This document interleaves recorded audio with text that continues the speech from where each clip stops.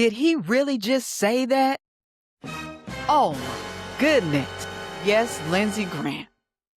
Lindsey Graham just went on Fox News and called a war that's costing us $1 billion a day the best money America has ever spent. Meanwhile, the countries we're supposedly protecting, man, they don't even want us there. Iran is literally apologizing to them. And the Gulf states are saying, we told Trump not to do this. Let me break it down. But before we get into it, if you like this content, like, comment, and subscribe. I'm your girl, Chabella. Now, let's get back into it. So, the Gulf states are done. They're tapping out. So here's where things stand. The U.S. and Bibi Netanyahu launched joint strikes against Iran starting February 28th, Operation Epic Fury, also turning out to be Operation Epic Failure. The justification was Iran is a nuclear threat and we got to take them out, says Netanyahu. But here's what nobody on cable news is telling you. The Gulf states, Saudi Arabia, UAE, Bahrain, Kuwait, Qatar, they lobbied Trump directly before the first missile was ever launched. They said, do not do this. If you attack Iran, they will hit us. And what happened? Exactly that. They are hitting all those countries. Since the war started, Iran has fired at least 380 missiles and over 1,400 drones at 5 Arab Gulf countries. At least 13 civilians have been reported dead in those nations. You got hotels hit. You got oil refineries hit. Qatar says their airports have gotten hit. And the UA consulate in Dubai under smoke. The U.S. embassy in Riyadh, Saudi Arabia, under smoke. And here's the part that should make every American pay attention. 7 U.S. soldiers are reportedly dead. 6 of them were Army reservists from Iowa, killed in Kuwait when an Iranian drone hit a shipping container, you guys. A shipping container they were using as an operations center. No defenses. 10 miles from the nearest base. The husband of one of those soldiers said they were in a shipping container with no protection. So the Gulf countries are furious. Military Times is reporting they were never even given advance notice of the strikes. They found out the war was starting the same way we did when bombs dropped. A Chatham House analyst said it's straight. This speaks to U.S. short-sightedness and selfishness and Trump's narcissism. The UA ambassador went to the UN and said, quote, we constantly called for diplomacy and de-escalation. We told them our territories would not be used for attacks against Iran. Yet, here we are being targeted in a very unwarranted manner. And a Gulf official told the Associated Press anonymously, because that's how bad it is, that their country's stock of interceptors is rapidly depleting. They feel like the U.S. is protecting Israel and American troops while leaving them to fend for themselves. Even after the Pentagon admitted it in closed-door briefings to Congress, Defense Secretary Hegseth told lawmakers that they cannot stop the waves of drones coming in. He said, and I quote, we can't stop everything, which gives, oh well, but let that sink in. Then Iran apologizes, then doesn't. It's like, sorry, but not sorry. Now here's where it gets even wilder. Iran's president, Masoud Pezeshkian, went on state TV with a pre-recorded address and apologized to the Gulf states on camera. He said, and I quote, "I should apologize to the neighboring countries that were attacked by Iran on my own behalf and on behalf of the nation, as we'll see in this video." Lost their lives because of the brutal invasion, and our armed forces, our heroes, who sacrificed their lives and put their lives in their hands to defend our territorial integrity. When the commanders were gone, they had freedom of fire and carried out all the necessary actions, defending our land with dignity and power.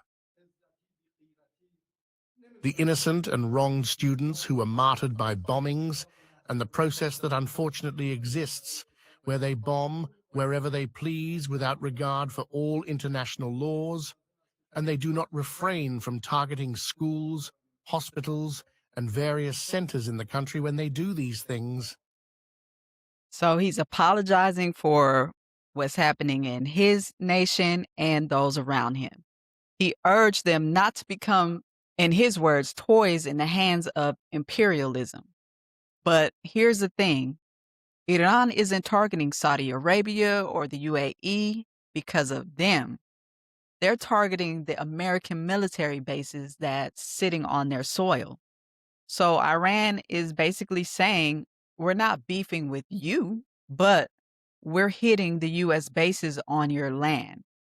And you're getting caught in the crossfire, unfortunately, of a war you told them not to start. But within hours, Iran's own military overruled their president, the IRGC, the Revolutionary Guard, the ones who are actually in control of the missiles. They also put out a statement saying all U.S. military bases in the region are, quote, primary targets, and they will face powerful and crushing strikes.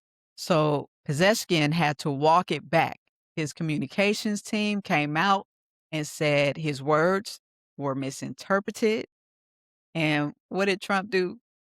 Trump made it worse by going on TV and calling the apology a surrender. Said it was the first time Iran admitted defeat to its rivals in 1,000 years. The delusion of this guy, which of course was done to make Pezeshkian look weak domestically. So now you've got Iran's president trying diplomacy, the military saying, nah, we're not stopping. You got the new supreme leader, Mojtaba, installed to the sideline, the president, and the Gulf states stuck in the middle, getting hit by missiles aimed at American bases. They didn't even want to be there in the first place. And that's wild. But it gets worse because instead of de-escalating, here comes Lindsey Graham with his big mouth, with the most unhinged response possible. And Lindsey Graham, he basically says the quiet part out loud. Graham goes on X, formerly known as Twitter, and threatens Saudi Arabia for backing out of this war by posting, quote, "Should America do a defense agreement with a country like the Kingdom of Saudi Arabia that's unwilling to join a fight of mutual interest?" Yeah, because we didn't ask for this. He's threatening to pull defense agreements from one of America's most important allies in the region, as if he has that authority, because they won't join in on a war that they told Trump and that regime not to start. Then he goes on Fox News and drops the real bombshell, which we'll watch in this video from APT. Thank you. And I want to get your take on all this. $1 billion a day. Oil prices up 27% in a week. You've got the president wanting a $1.5 trillion defense budget in 27. The idea that the Pentagon is about to come to you for $50 billion on these strikes to Iran. How are you going to answer?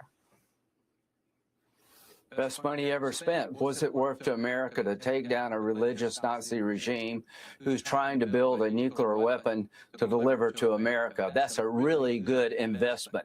They're going to fall. It's not if the regime falls, it's a matter of when. And you didn't mention today, and nobody has, quite frankly, we now know they had enough 60% enriched uranium to make 11 bombs. What's that worth to America to make sure they don't have 11 bombs? All of this money is to make sure they never go nuclear, they can't hit us with ballistic missiles, and they stop terrorizing the region. When this I'm not going to mention that he sounds drunk and very arrogant, and he's he's he's telling lies because you guys don't even know what they had. Where are the pictures? Where is the proof that they had any of this? He says Venezuela and Iran combined have 31% of the world's oil reserves. And then he says, quote, when this regime goes down, we're going to make a ton of money because, right? That's what it's all about is money and oil. He called a war an investment. He's not even hiding it anymore. This is not about national security. This isn't about protecting Americans. This isn't about nuclear weapons. He absolutely said the quiet part out loud on national television. It's about the oil and the money they're going to make because we're not going to see that. Matter of fact, gas is high as hell right now. And when Fox asked him, what's it costing taxpayers? His response was, what's it worth to America to take down a religious Nazi regime who's trying to build a nuclear weapon? $1 billion a day. And he's calling that a bargain. And you could tell that Lindsey's little nips were a little hard over this unlawful war. Meanwhile, a former Saudi intelligence chief, Prince Turki al-Fazal, went on CNN and said what the Gulf states are all thinking. This is Netanyahu's war. He has somehow convinced the president to support his views. Well, we know he has some stuff on Mr. Trump. And Wall Street Journal already reported that Graham was making trips to Israel for weeks before this kicked off, meeting with Mossad and coaching Netanyahu on how to lobby Trump. He admitted that himself. Now, if you think it's just the Middle East turning on Trump, Spain just entered the chat as well. In Spain, they said, and Europe unifies with it. So Trump wanted to use jointly run U.S. Spanish military bases in Moran and Rota for the Iran strikes. And Spain's Prime Minister, Pedro Sanchez, said, no, sir. Full stop. No. And Trump's response, of course, he tells his Treasury Secretary to cut off all dealings with Spain and put a full trade embargo on a NATO ally. During a meeting with Germany's chancellor, he said, quote, Spain has been horrible throughout this ordeal. Then Sanchez went on national television and gave an address that went viral. And he said, quote, you can't respond to one illegality with another because that's how humanity's great disasters began. He called it playing Russian roulette with the destiny of millions. He invoked Iraq, said that was supposed to bring democracy and eliminate WMDs, and instead it unleashed the greatest wave of insecurity our continent has suffered since the fall of the Berlin Wall. And then he dropped this. It is absolutely unacceptable that those leaders who are incapable of fulfilling this duty use the smokescreen of war to hide their failure and line their pockets of a select few. Whew, that boy was cooking. Smokescreen of war. That's a NATO ally saying that about a sitting U.S. president. But it gets better. The White House tried to lie about it. Press Secretary Caroline Leavitt told reporters, quote, "It is my understanding they've agreed to cooperate with the U.S. military." Spain's foreign minister went on radio that night and said, "She may be the White House press secretary, but I'm the foreign minister of Spain. And I'm telling her that our position has not changed at all." Germany's chancellor told Trump to his face, "You can't make a trade deal with Europe and cut out one country." France backed Spain publicly. The European Commission said any threat against one member is a threat against all. Trump tried to bully Spain into compliance, and instead, he unified all Europe against the United States. So, do we even have any allies left? I mean, this president has literally turned everyone against us. So, if you're following this situation, drop a like and subscribe, because I'm keeping up with this so that you don't have to. Let's bring it home. So, what's the bigger picture?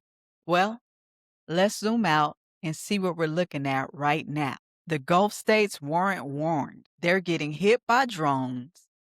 The Pentagon admits they can't stop, and their interceptors are running out.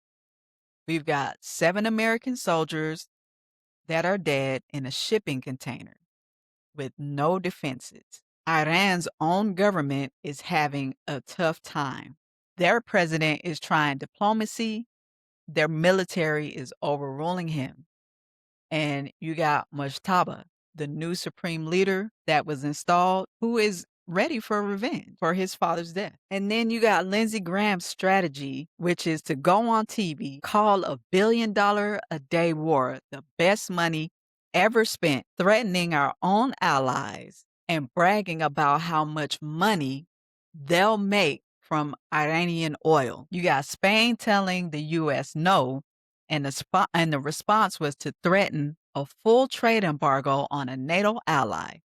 And Europe responded by unifying against us. Now, whatever side you're on, right, left, center, independent, when your allies in the region you're fighting in won't let you use their bases, when the Pentagon admits they can't stop the drones, and when a U.S. senator calls a war an investment, and when NATO allies are calling it a smokescreen, that's not strength. That is a coalition falling apart in real time. Think about that for a second. Well, that's what's happening right now. I'm going to keep updating and informing as more comes out.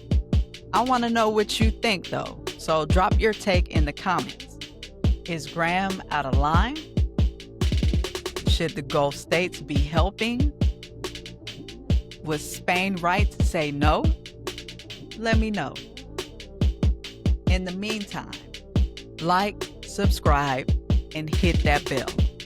I'll see you next time.